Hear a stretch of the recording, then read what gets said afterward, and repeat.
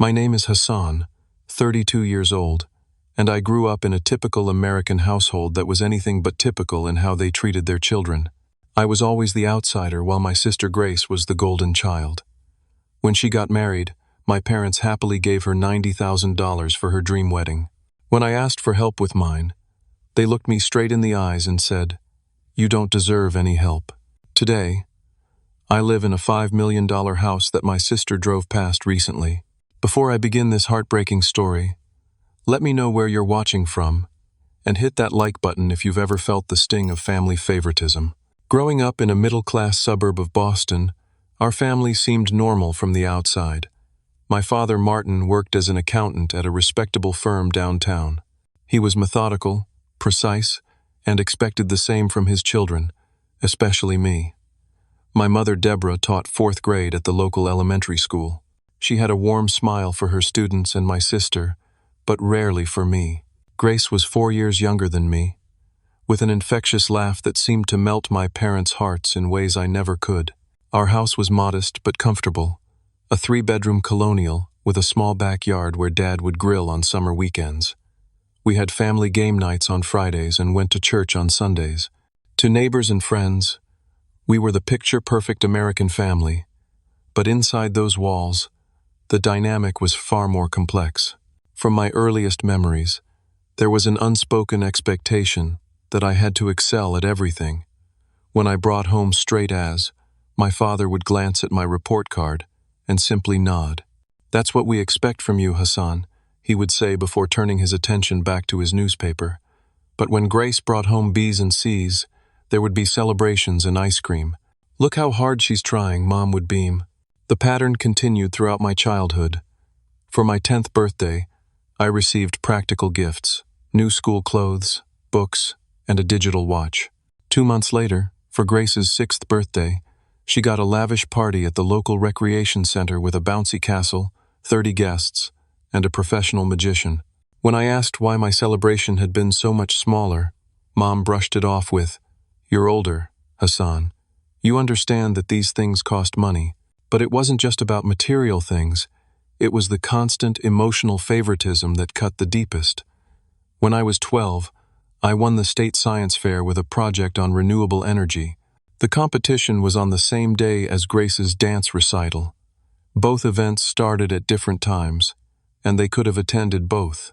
Instead, they chose her performance without hesitation, leaving me to accept my award with only my science teacher there to congratulate me. "Your sister needs our support," Dad explained when I expressed my disappointment. "You're self-sufficient, Hassan.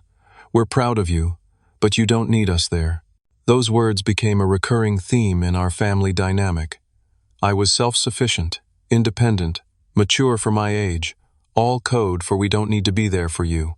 By high school, I had internalized this message. I stopped asking for their presence at debate competitions or track meets. I learned to celebrate my own victories and console myself after defeats. I built a wall around my heart, one reinforced by each birthday that was overshadowed by Grace's accomplishments, each achievement that went unacknowledged. When college applications came around, I set my sights on Harvard. My grades were perfect, my extracurriculars impressive, and my SAT scores in the top percentile. When the acceptance letter arrived, my parents' response was tepid at best. "That's going to be expensive," was my father's first comment. "You know we can't afford that." Yet 3 years later, when Grace decided to attend a private liberal arts college with tuition nearly as high as Harvard's, my parents took out a second mortgage on the house without hesitation. "Your sister needs a nurturing environment," Mom explained. "Besides, you got scholarships. You've always been able to take care of yourself." It was true that I had secured a partial scholarship, but it wasn't enough. Throughout my 4 years at Harvard, I worked 20 to 30 hours a week at the campus library and as a teaching assistant. I took extra courses during summer sessions to graduate early and save money. Many nights, I would finish my shift at the library at midnight, then study until 3 or 4 in the morning to maintain my GPA for my scholarship. Meanwhile, Grace called home weekly, asking for extra spending money for sorority events and spring break trips, which my parents always provided. "Your sister is building important social connections," Dad would say if I ever questioned this disparity. You're getting an education to be independent. Men need to stand on their own 2 feet. This gendered expectation became another recurring theme. Sons need to learn to provide, they would say. Daughters need protection and support. It was as if they were living in a previous century, not raising children in modern America. By the time I graduated, I was exhausted but proud. I had done it entirely on my own, working myself to the bone while maintaining academic excellence. At graduation, as I watched other families taking photos and celebrating with their children, my parents spent most of their time talking about Grace's accomplishments to anyone who would listen. She had just been named to the dean's list for the first time, and somehow that overshadowed my summa cum laude Harvard degree. I told myself I didn't care. I convinced myself that their approval didn't matter. But deep down, there was still that little boy who just wanted his parents to be proud of him, to value him as much as they valued his sister. After graduating from Harvard with a degree in software engineering, I accepted a position at a small tech startup in Cambridge. The salary wasn't impressive, but the equity options seemed promising, and I was excited about the opportunity to build something from the ground up. The company, DataSync Technologies, specialized in cloud-based solutions for small businesses. As one of the first 10 employees, I wore multiple hats, coding the back-end systems during the day, helping with customer support in the evenings, and occasionally even making coffee runs when we worked through the night on deadline. My tiny studio apartment was barely 600 square feet, with just enough room for a bed, a desk, and a small kitchen area. But it was mine, paid for entirely with my own earnings, and that gave me a sense of pride that no parental approval could match. The startup culture was intense. 14-hour days were common, and weekends were often spent hunched over my laptop, fixing bugs or implementing new features. My social life was practically non-existent, but I didn't mind. Work became my refuge, a place where effort was recognized and rewarded based on merit, not family dynamics. 6 months into my time at DataSync, the company hired a new marketing director named Laura. She was 29, 3 years older than me, with a sharp mind and an even sharper wit. The first time we interacted was during a company-wide meeting where she systematically dismantled the CEO's proposed marketing strategy and presented a much more effective alternative. I was impressed by her confidence and clarity of thought. Our paths began to cross more frequently as the company grew. We were assigned to work together on a project to revamp the user experience of our main product. Laura handled the customer research and messaging while I implemented the technical changes. Late nights at the office led to takeout dinners, which led to conversations that extended far beyond work. Laura had grown up in Seattle with parents who pushed her to excel but also celebrated her achievements. Her stories about family game nights where everyone cheered each other on and holiday gatherings filled with laughter sounded like fiction to me. When I shared some of my own childhood experiences, her reaction was both validating and eye-opening. "That's not normal, Hassan," she said one night, as we sat surrounded by empty Chinese food containers. "Parents are supposed to support all their children equally. What happened to you was favoritism, and it's a form of emotional neglect." No one had ever named it so directly before. Hearing it from Laura, someone I respected tremendously, made me see my childhood in a new light. It wasn't that I wasn't worthy of love or attention. It was that my parents had failed in their responsibility to provide it equally. As we worked together over the next few months, our professional relationship evolved into friendship and then into something more. Laura was different from anyone I'd ever met. She didn't just listen. She understood. She saw my worth without me having to prove it constantly. For the first time in my life, I felt truly valued for who I was, not what I could achieve. On our first official date, we went to a small Italian restaurant in the North End. Laura wore a blue dress that matched her eyes, and I remember thinking she was the most beautiful woman I'd ever seen. We talked for hours about everything from our favorite books to our career aspirations. With her, conversation flowed naturally, without the constant self-censoring I'd grown accustomed to around my family. Our relationship progressed steadily over the next 2 years. We moved in together after 12 months, renting a larger apartment closer to downtown. Laura's marketing strategies helped DataSync secure several major clients, while my work on the product earned me a promotion to lead developer. We were both thriving professionally and personally. When I decided to propose, I spent weeks finding the perfect ring, a sapphire surrounded by small diamonds that reminded me of her eyes. I proposed during a weekend trip to Cape Cod, on a quiet beach at sunset. When she said yes, I felt a happiness I hadn't known was possible. That night, as we celebrated with champagne in our hotel room, Laura asked about meeting my family.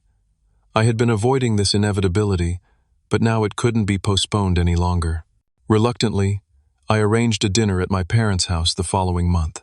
The evening went exactly as I had feared.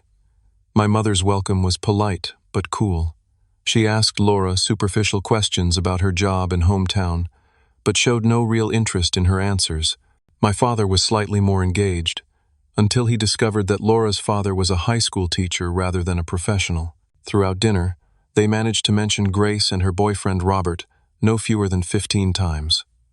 Robert came from a wealthy family that owned a chain of luxury car dealerships across New England. According to my parents, he was such a catch, and exactly the kind of man we always hoped Grace would find. The subtle digs continued all evening. Hassan was always so serious as a child, Mom told Laura over dessert. We worried he'd never find someone willing to put up with his intensity. Or my father's comment, Laura seems very career-focused.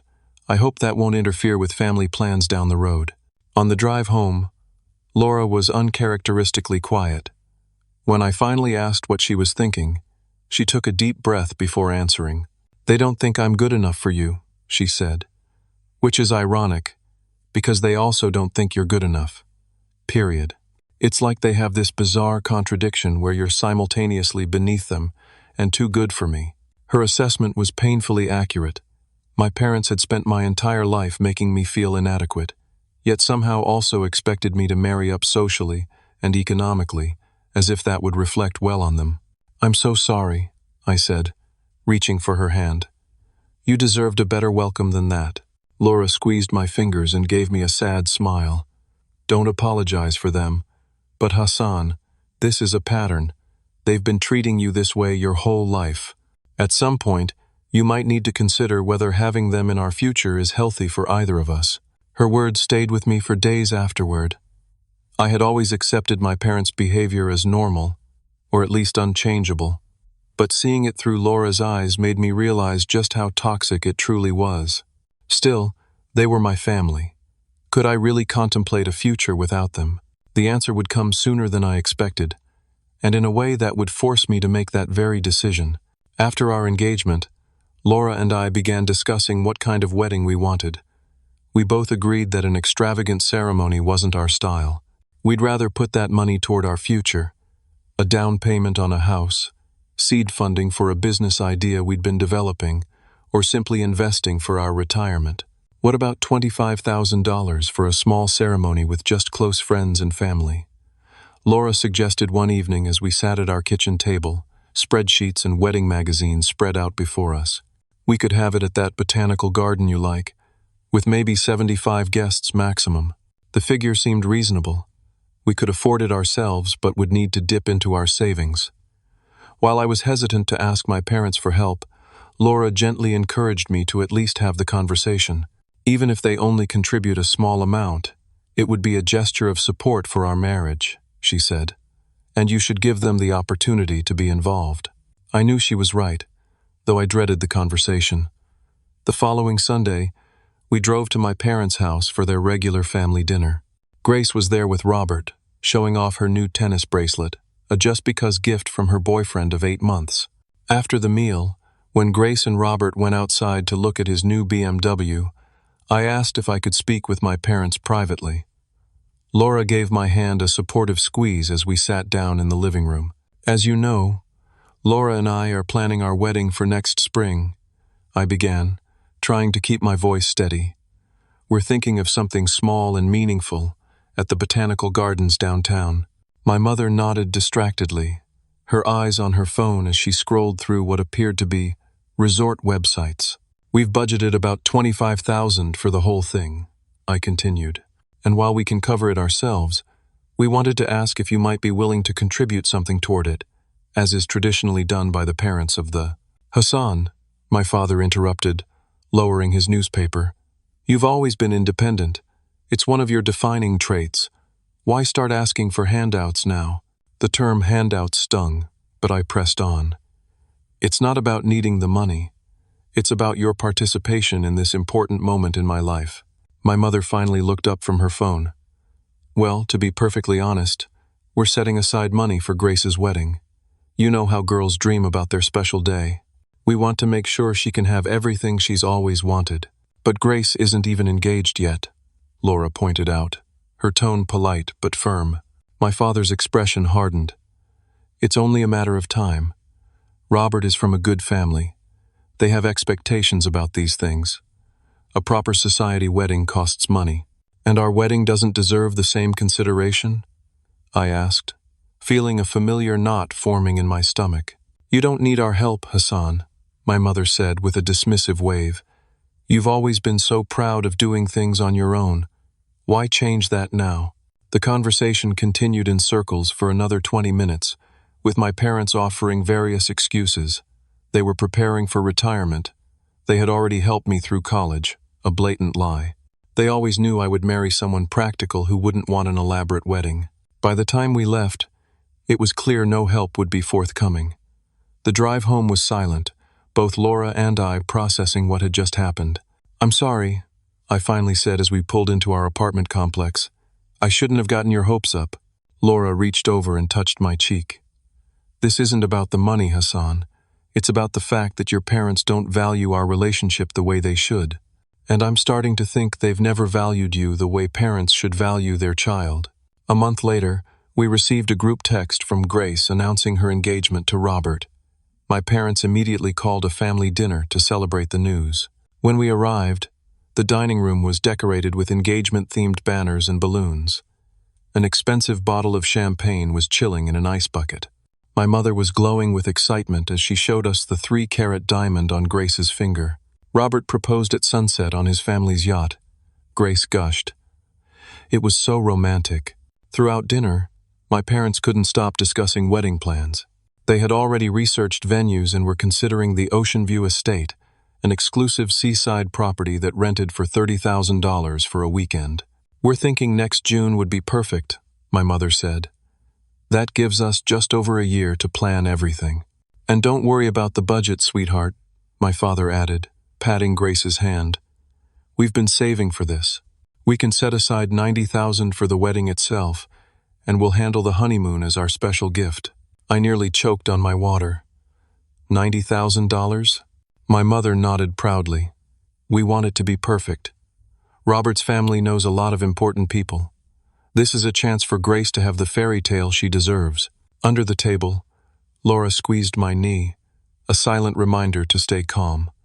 But I couldn't let this go. When Laura and I asked for help with our wedding, you said you were saving for retirement and couldn't spare anything, I said, fighting to keep my voice level. An uncomfortable silence fell over the table. Grace looked confused, glancing between me and our parents. Robert shifted in his seat, suddenly very interested in his dessert. That was different, my father finally said. Grace needs our help. You and Laura are both working professionals. You don't need assistance. It's not about need, I countered. It's about treating your children equally. My mother's expression hardened. We are treating you equally, Hassan. We're giving you both what you need. Grace needs our financial support. You need to learn to be the man of your household. What is that supposed to mean? Laura asked, her patience visibly wearing thin.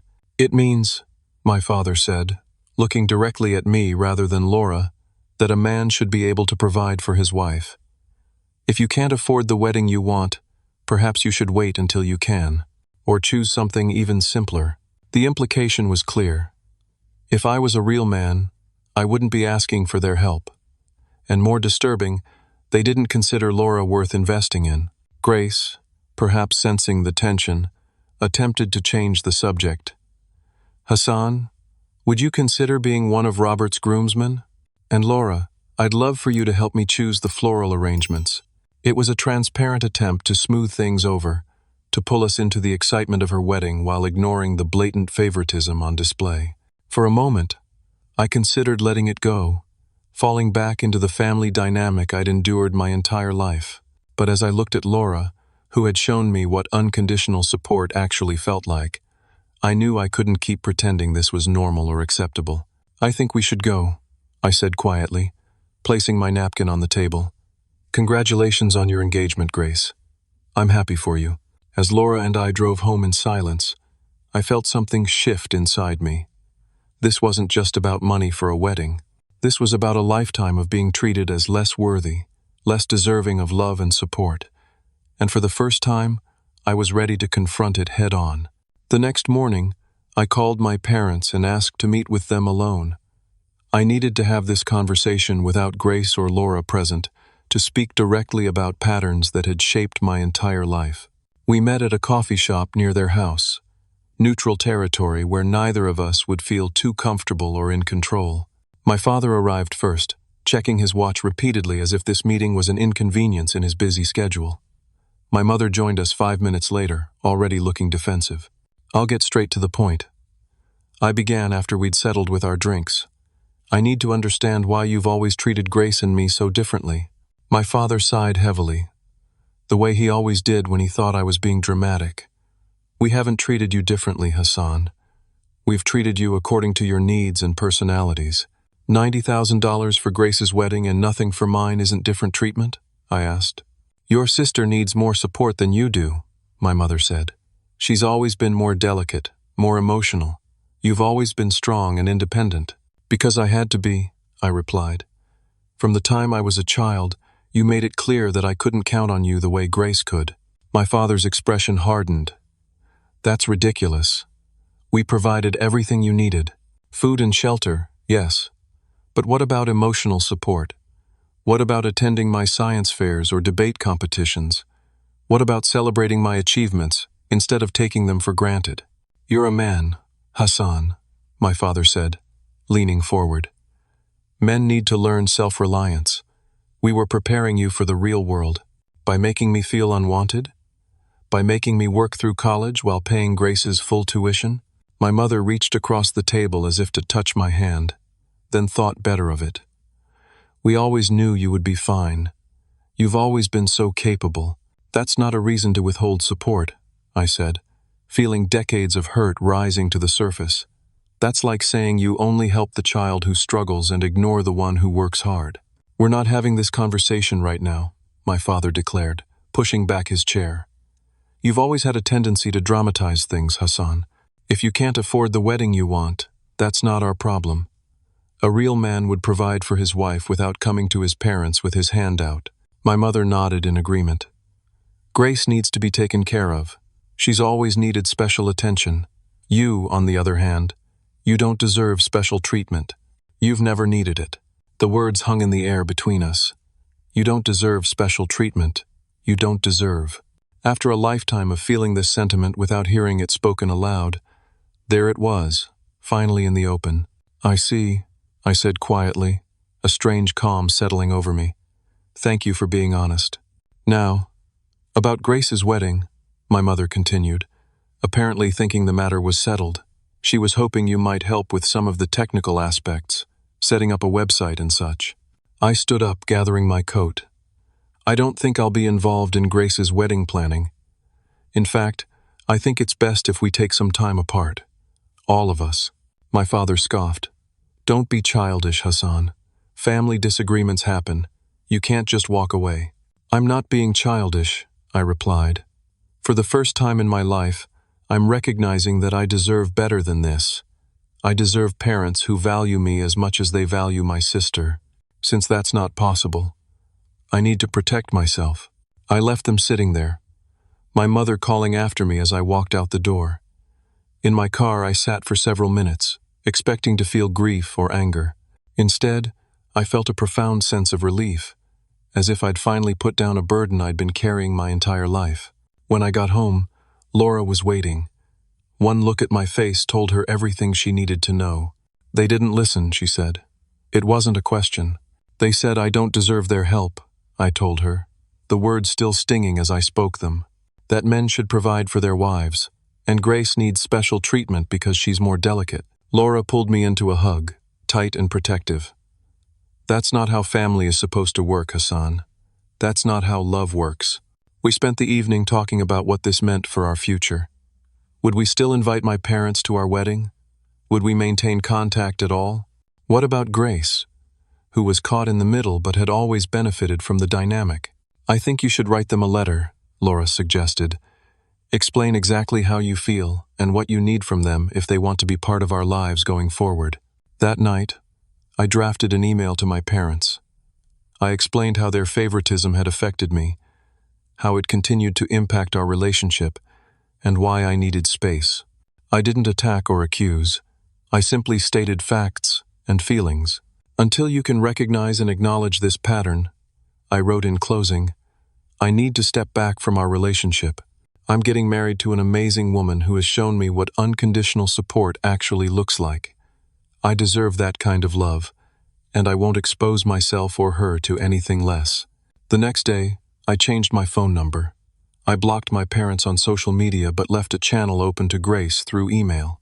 I didn't want to cut her off completely, recognizing that she was both a beneficiary and, in some ways, a victim of our parents' dysfunctional approach to parenting. The weeks that followed were strange. There were moments when habit made me reach for the phone to call home, followed by the realization that home was no longer a place I had access to. There was grief, certainly, but also a growing sense of freedom. For the first time in my life, I wasn't measuring myself against my parents' impossible standards or trying to earn love that should have been freely given. Laura stood by me through all of it, never pushing but always supporting. Family is what we make it, she told me one night as we lay in bed. The people who truly love you, who show up for you, who celebrate your joy and comfort your pain, those are your real family, whether you share DNA or not. With each passing day, I came to believe she was right. Family wasn't an obligation, it was a choice. And I was choosing to surround myself with people who valued me for exactly who I was. Our wedding day dawned clear and bright, a perfect spring Saturday at the Botanical Gardens. Without my parents' contribution, we'd scaled back slightly on some details, but the essentials remained the same. An intimate ceremony surrounded by people who genuinely cared about us. Laura was radiant in a simple white dress that skimmed her curves and caught the light as she moved. When I saw her walking down the aisle, escorted by her beaming father, I felt a momentary pang of sadness that my own parents had chosen not to be there. I'd sent them an invitation out of courtesy, but received only a terse response from my mother.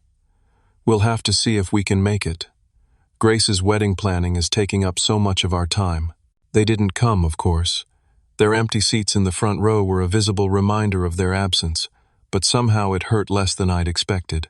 Perhaps because I was surrounded by so many people who were genuinely happy to be there, celebrating our love without conditions or comparisons. To my surprise, Grace did attend. She came alone, without Robert or our parents, slipping into the ceremony just before it began. During the reception, she approached us with a small gift box and an uncertain smile. I know Mom and Dad can be difficult, she said, her eyes downcast. I'm sorry they couldn't see past their issues to be here for you. Coming from Grace, who had benefited from our parents' favoritism her entire life, the acknowledgement meant something. The gift was a pair of vintage cufflinks that had belonged to our grandfather, a man who had always treated me and Grace with equal affection before he passed away when we were young. He would have wanted you to have these, Grace said. And for what it's worth, I think what Mom and Dad are doing is wrong. I've tried to talk to them about it, but she trailed off, and I nodded, understanding. Our parents weren't likely to change their perspective based on anything Grace or I said. Their worldview was too firmly entrenched. Thank you for coming, I told her, genuinely touched by the gesture. It means a lot. The rest of the wedding was perfect in its imperfection. Laura's college roommate gave a slightly tipsy but heartfelt toast. One of the flower arrangements toppled during the first dance. The cake was a bit dry, but there was so much laughter, so much genuine joy in the room, that these small hiccups only added to the authenticity of the day. As Laura and I swayed together during the last dance, her head resting on my shoulder, I realized I'd never felt more at peace. We had created this moment on our terms, surrounded by love that asked nothing in return. What are you thinking? Laura whispered. That I'm exactly where I'm supposed to be, I replied. After a brief honeymoon in Vermont, we returned to our apartment and our jobs at DataSync. But something had shifted for both of us. The company was growing, bringing in new layers of management that were changing the culture we'd once loved. Laura's innovative marketing ideas were being sidelined by more conservative approaches, while my technical expertise was being channeled into maintaining existing systems rather than building new ones. One night, as we sat on our small balcony sharing a bottle of wine, Laura turned to me with a gleam in her eye. "What if we started our own company?" she asked. "You're the best developer I know, and I understand what businesses actually need. We could create something that truly helps small businesses compete with the big corporations." The idea had crossed my mind before, but hearing Laura articulate it made it seem suddenly possible, even inevitable. We spent the rest of the evening brainstorming ideas, sketching potential business models on the back of a pizza box. 2 weeks later, we both gave notice at DataSync. We had enough savings to sustain us for 6 months without income, and Laura had already secured a small consulting contract that would provide some cash flow while we built our product. Our apartment became our office. We set up desks in the living room, with whiteboards covering one wall and sticky notes on another.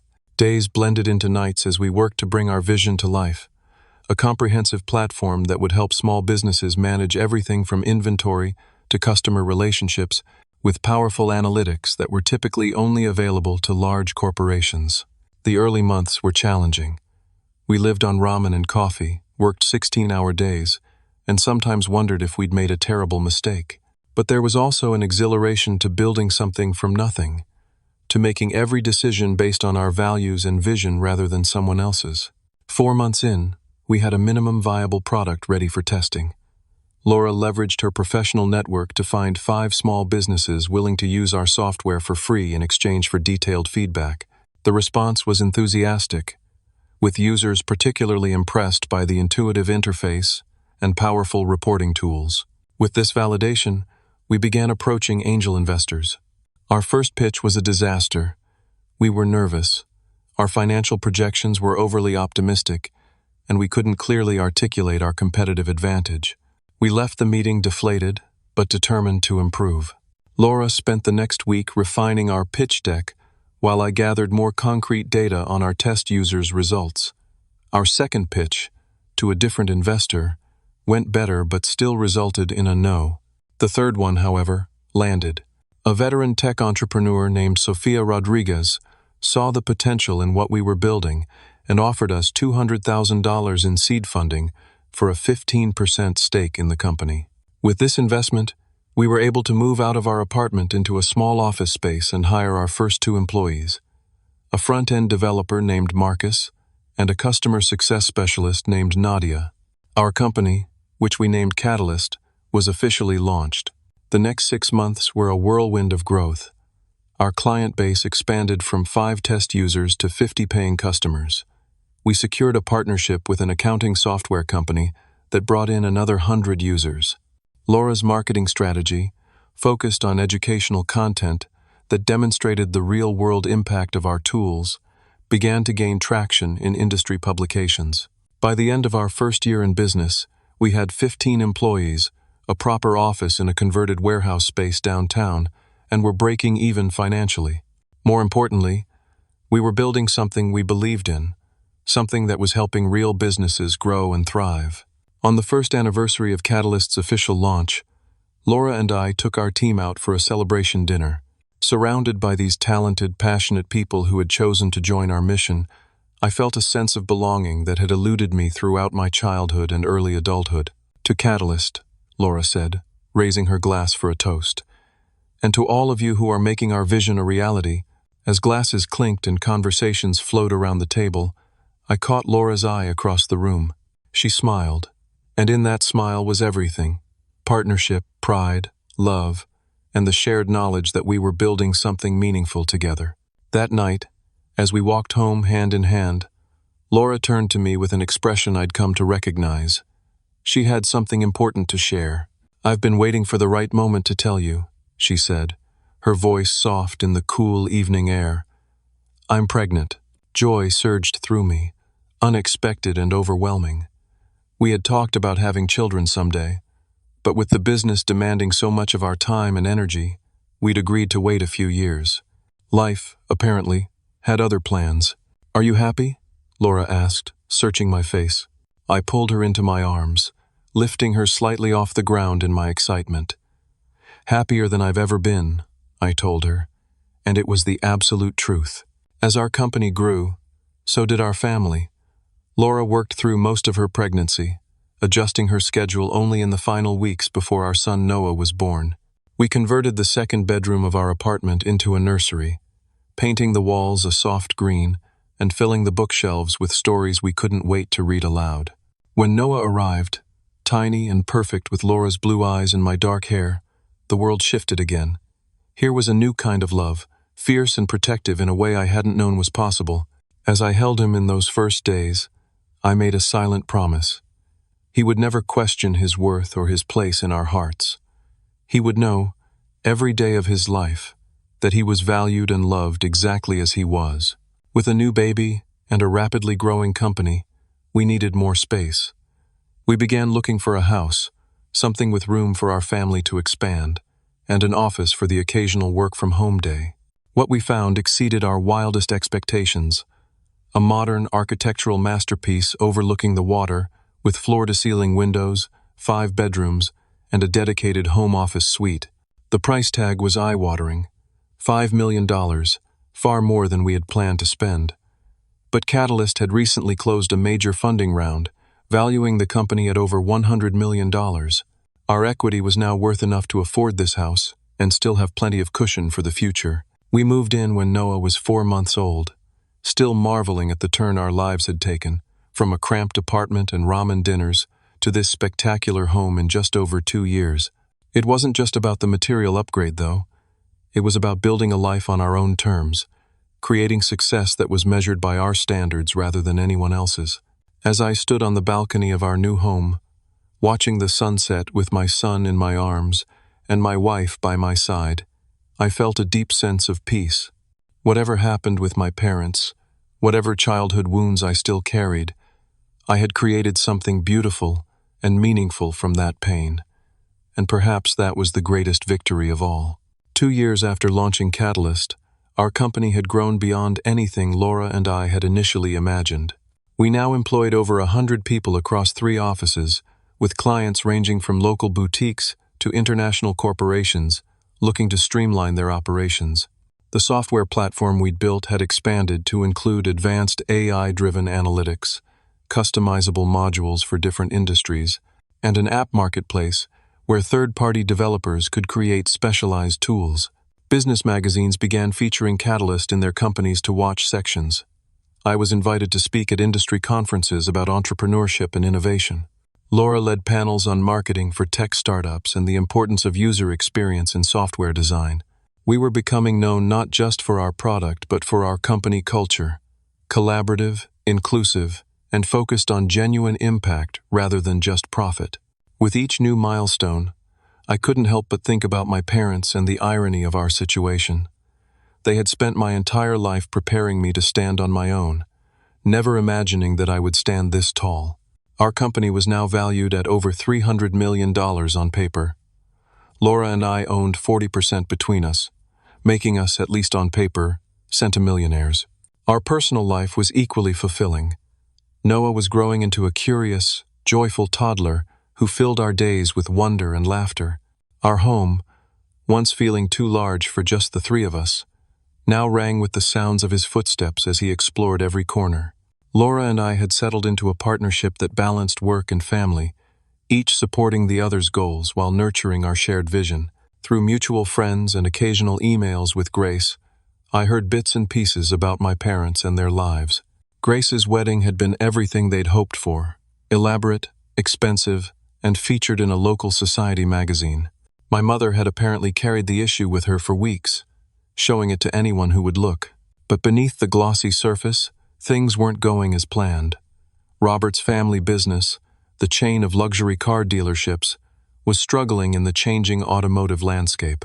Several locations had closed, and there were rumors of financial trouble. Grace had put her career as an interior designer on hold when she married Robert, expecting to live the socialite life her mother had always envisioned for her. Now, with money tightening, that dream was fading. I felt no satisfaction in their difficulties.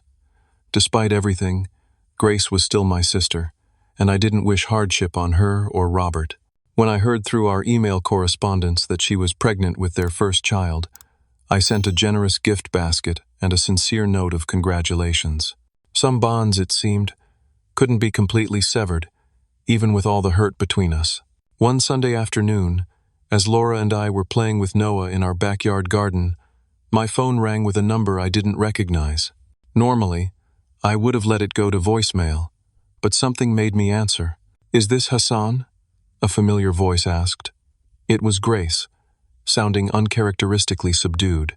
"Yes, it's me," I replied, moving toward the house for some privacy. "Is everything okay?" There was a pause then. "I'm not sure how to say this, so I'll just say it. I drove by your house yesterday. I didn't know it was yours until I saw you out front with your son." I hadn't known Grace had any reason to be in our neighborhood, but I wasn't entirely surprised she'd recognized the house. It was distinctive enough to draw attention.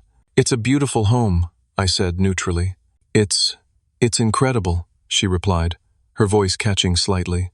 "Hassan, I had no idea you were doing so well. Robert and I have been struggling, and Mom and Dad have been helping us financially, but even they couldn't afford anything like what you have." There was an awkward silence. I wasn't sure what she wanted from me. Congratulations? An explanation? Assistance? "I called Mom right after I saw your house," Grace continued. "I was upset. I asked her why you had that beautiful mansion while Robert and I are having to sell our condo and move in with his parents temporarily. Do you know what she said?" I didn't answer, but Grace didn't seem to expect me to. She said it wasn't possible, that you must be renting, or that it was your wife's family's money. She refused to believe that you could be that successful on your own. Grace's voice hardened. "Even with the evidence right in front of me, she couldn't admit that you've done well without their help, without their approval." I leaned against the wall of our home office, suddenly feeling the weight of all the years of dismissal and doubt. "And what do you believe, Grace?" She sighed heavily. "I believe I've been part of a system that was unfair to you. I believe I accepted their favoritism because it benefited me, without questioning what it was doing to you.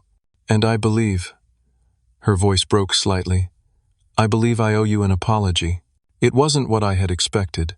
In all the scenarios I'd imagined of reconnecting with my family, Grace offering a genuine acknowledgement of her role had never been one of them. "Thank you for saying that," I said quietly. "It means a lot." "There's more," Grace continued. "Mom and Dad want to reconnect. They've been talking about it for months, but didn't know how to reach out. Now, after seeing your house," she trailed off. "Now that they know I'm wealthy, they're interested in a relationship?" I couldn't keep the bitterness from my voice. "It's not like that," Grace protested, but without much conviction. "They miss you. They've been following your company's success online. Dad keeps articles about Catalyst in a folder in his desk." I wasn't sure what to make of this information. Had my parents genuinely had a change of heart, or were they simply attracted to the status my success now represented? "I need to think about this, Grace," I said finally. "I can't just pretend the past didn't happen." "I understand," she replied, "but will you at least consider seeing them? They're still your parents, Hassan, and they're getting older." After we hung up, I sat in my office for a long time, looking out at the view of the bay. Laura found me there, gently placing her hand on my shoulder. "Grace?" she asked. We knew each other so well now that she could read the situation without explanation. I nodded, then shared the details of our conversation. Laura listened without interrupting, her expression thoughtful. "What do you want to do?" she asked when I'd finished. "I don't know," I admitted. "Part of me wants to keep that door firmly closed. They had their chance to be part of our lives, and they chose not to be. But another part still wants their approval," Laura finished for me. "Even after everything. That's normal, Hassan. They're your parents." Over the next few days, emails began arriving from my parents. First my mother, with a subject line of, "We miss you." Then my father, more formal, "Request to meet." Both expressed regret for any misunderstandings and a desire to be part of our lives again. Neither contained an actual apology or acknowledgement of the real issues between us. I showed the emails to Laura, who read them with a frown. "They're still not getting it, are they?" she observed. "They're treating this like a simple disagreement, not years of emotional neglect." She was right, of course. The emails were full of platitudes about family being important and life being too short for estrangement, but empty of any real reckoning with their behavior. A week after Grace's call, I received another email, this one from Robert. It was surprisingly direct. His family's business was in serious trouble, and he was looking for investors to help them restructure and transition to a more sustainable model. He thought of me immediately, given Catalyst's success and my family connection. So there it was. At least one motivation for the sudden interest in reconnection was financial. I wasn't surprised, but the confirmation still stung. I drafted and deleted multiple responses to my parents' emails, unsure of what I wanted to say or what outcome I hoped for. Finally, I decided that any meaningful resolution would require a face-to-face conversation. I arranged to meet Grace for coffee first, wanting to gauge the situation before potentially exposing Laura and Noah to my parents' toxicity. Grace arrived at the cafe looking tired but genuinely pleased to see me. Her pregnancy was showing, her hand resting protectively on the small bump as she sat down across from me. "Thank you for meeting me," she said. "I wasn't sure you would. I'm still figuring out how I feel about all this," I told her honestly. "But I wanted to hear more from you first." Grace nodded, stirring her decaf absently. "Things have been difficult. Robert's family business is failing, and we've been relying on Mom and Dad more than we should. They've remortgaged their house to help us, but it's not enough." She looked up at me with tears in her eyes. "I never thought I'd be in this position. I was supposed to be the success story." There was no satisfaction in seeing my sister's distress, only a sad recognition of how our parents' favoritism had ultimately failed to prepare her for life's realities. "I'm sorry you're going through this," I said, and meant it.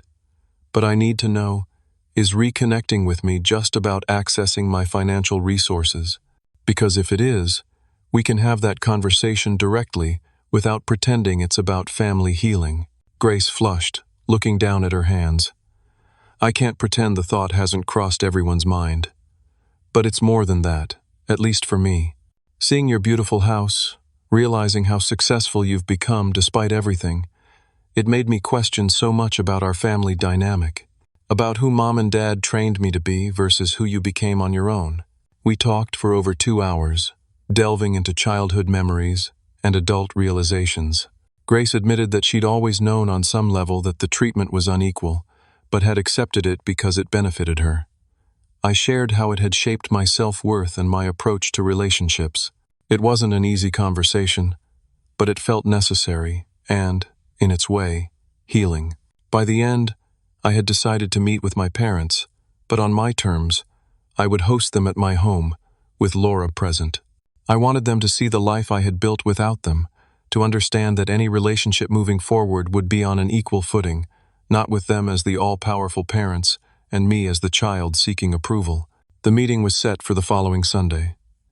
As the day approached, I found myself increasingly anxious, reviewing old interactions and preparing responses to potential scenarios. Laura, ever my anchor, reminded me that I was no longer the powerless child in this dynamic. "You've created an extraordinary life," she told me the night before, "one built on genuine connections and mutual respect. Remember that tomorrow, no matter what happens with your parents." When my parents' car pulled into our circular driveway the next day, I was ready, or as ready as I could be to face the people who had shaped so much of my understanding of love and worth, for better and for worse. The moment my parents stepped into our home, I could see the shock register on their faces. My father's eyes widened as he took in the soaring ceilings, the wall of windows overlooking the bay, the tasteful but clearly expensive furnishings. My mother's gaze darted around as if trying to assess the value of everything she saw. "Welcome," Laura said smoothly, stepping forward to greet them.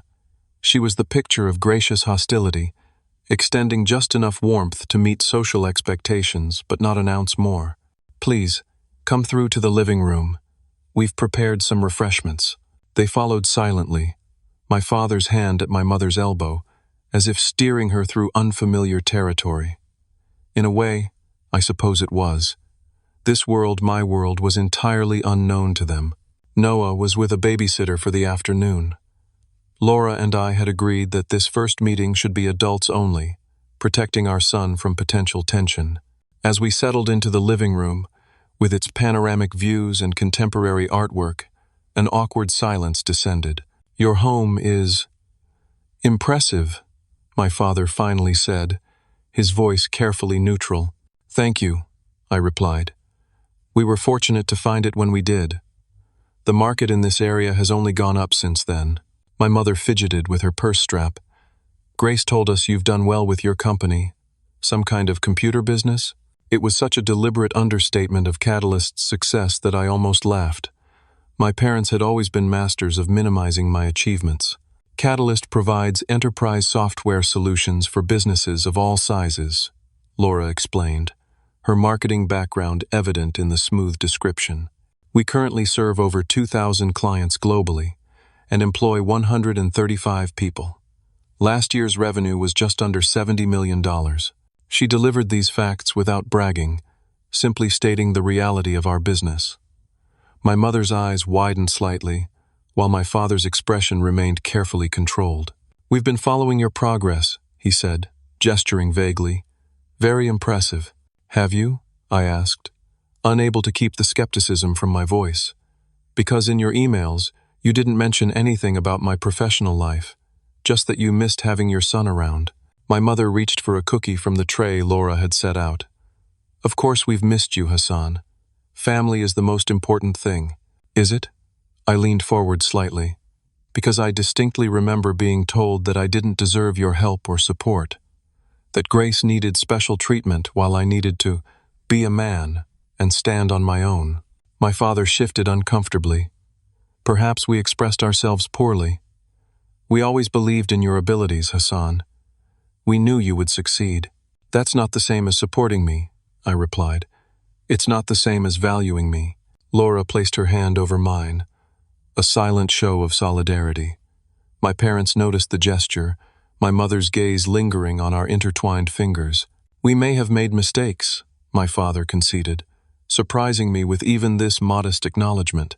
"But our intentions were good. We wanted to raise strong, independent children." "One child," I corrected. "You wanted one strong, independent child. The other one got $90,000 for a wedding and constant emotional support." My mother's face flushed. "Grace needed more guidance. She wasn't as naturally capable as you." "So you're saying you deliberately gave me less because I was doing well on my own?" I asked, the inherent contradiction finally laid bare. "Do you realize how backward that is? How it taught me that succeeding only gets you abandoned, while struggling gets you love and attention." My parents exchanged glances, seemingly at a loss for how to respond. This conversation wasn't following the script they had prepared for, which I suspected involved more reminiscing about good times and less direct confrontation of painful truths. "We understand that Robert is having some financial difficulties," Laura said, changing the subject slightly. "Grace mentioned he might be interested in discussing potential investment opportunities." My father straightened, clearly more comfortable on this terrain. "Yes, the automotive industry is changing rapidly. Robert's family business needs to adapt, but that requires capital." He hesitated, then added, "We thought, given your success and the family connection, you might be interested in helping." There it was, the real purpose behind this reconciliation attempt. Not a genuine desire to heal our relationship, but access to my resources.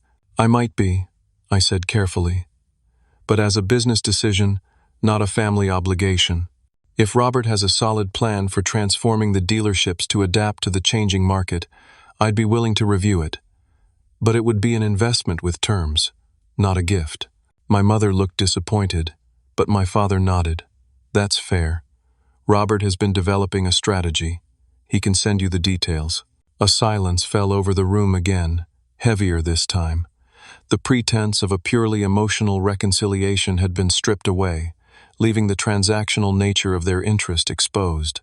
"You know," I said finally, "I spent most of my life trying to earn your approval, trying to understand why my achievements were expected while Grace's were celebrated, why her needs deserved financial support while mine were dismissed." I gestured around us. "But building this life, creating this company with Laura, raising our son, it's helped me realize something important." My parents watched me warily, perhaps sensing that whatever I was about to say wouldn't be what they wanted to hear. "I don't need your approval anymore," I continued. "I don't even want it. What I wanted was your love, freely given, without conditions or comparisons. And I've accepted that it's not something you're capable of providing." My mother's eyes filled with tears, but they seemed more like tears of frustration than genuine remorse. "That's not fair, Hassan. We've always loved you. In your way, perhaps," I acknowledged, "but it wasn't the way I needed to be loved. And now, I have people in my life who love me completely, who celebrate my successes instead of taking them for granted, who support me through challenges instead of expecting me to handle everything alone." Laura squeezed my hand, and I drew strength from her presence. "So here's what I'm proposing," I said, my voice steady. "I'm willing to have a relationship with you, but on new terms. Not as the son seeking approval, but as an adult with boundaries and expectations. I'll review Robert's business proposal. I'll attend family gatherings occasionally, but I won't pretend that the past didn't happen, and I won't expose my son to the kind of conditional love I grew up with." My father's jaw tightened. "You're setting conditions on family relationships. That's not how family works, Hassan." "It's exactly how healthy family works," Laura interjected. "Mutual respect, clear boundaries, and genuine care. Those aren't conditions, they're foundations." My parents stayed for another hour, the conversation moving to safer topics. Grace's pregnancy, changes in their neighborhood, a recent trip they'd taken to Florida. As they prepared to leave, my mother attempted to hug me. I accepted the embrace, but didn't return it with any warmth. "We want to be part of your life again," she whispered. "And your son's life. We're his grandparents, after all." "That's a title you'll need to earn," I replied quietly. "Just like you'll need to earn back my trust." After they left, Laura and I stood in the foyer, watching their car disappear down the driveway. "How do you feel?" she asked. "Lighter," I realized. "Like I've finally said what needed to be said, without anger or bitterness, just truth." That evening, as we tucked Noah into bed, I was struck by how different his life was from my childhood. He was surrounded by love that asked nothing in return, by parents who celebrated each small milestone not because it reflected well on us, but because his joy was our joy. In the months that followed, I did review Robert's business plan. It had merit but needed refinement. I connected him with some of my contacts in the automotive industry, and eventually made a modest investment in his revised strategy, structured as a proper business deal with clear terms and expectations. My relationship with my parents remained complicated. We had occasional dinners, usually at restaurants to maintain neutral territory. They made efforts, in their limited way, to show interest in my life and work. I maintained firm boundaries, correcting them when they fell into old patterns of dismissal or comparison. With Grace, something unexpected happened. As she prepared for motherhood and faced the reality of financial constraints for the first time in her life, she began to develop a newfound resilience and independence. She returned to her career in interior design, building a client base through hard work rather than social connections.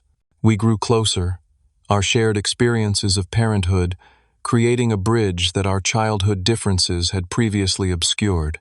Through it all, I continued building my life with Laura and Noah, expanding our family 2 years later with the birth of our daughter, Maya. Catalyst thrived, eventually attracting acquisition offers that would have made us billionaires on paper. We chose instead to maintain control, preferring the freedom to run the company according to our values, rather than maximizing short-term profit. The journey from that hurt young man seeking his parents' approval to the person I am today wasn't linear or simple. There were still moments of pain, of old wounds reopened by careless words or thoughtless actions. but those moments grew fewer and less powerful with time. What I learned, through building a successful company, a loving marriage, and a family of my own, was that worthiness isn't something bestowed by parents or proven through achievement. It's inherent, a birthright that no one can take away unless you allow them to. The house by the bay, the thriving business, the financial security, these weren't validations of my worth. They were simply the byproducts of living authentically, of pursuing excellence not to earn love but because it was fulfilling in itself. True success, I discovered, isn't measured in dollars or square footage. It's measured in moments of genuine connection, in the freedom to be fully yourself, in the courage to break destructive patterns and create something better for the next generation. As I watch my children grow, secure in the knowledge that they are loved unconditionally, I find peace in knowing that the cycle of conditional love that shaped my childhood ends with me. In that, perhaps, is the greatest success of all. Have you ever had to set boundaries with family members who couldn't recognize your worth? How did it change your life? Share your experiences in the comments below. If this story resonated with you, please hit that like button and subscribe to hear more journeys of personal growth and healing. Remember, sometimes the family we create is more important than the family we're born into. Thank you for listening, and may you find the courage to create the life you truly deserve, surrounded by people who value you for exactly who you are.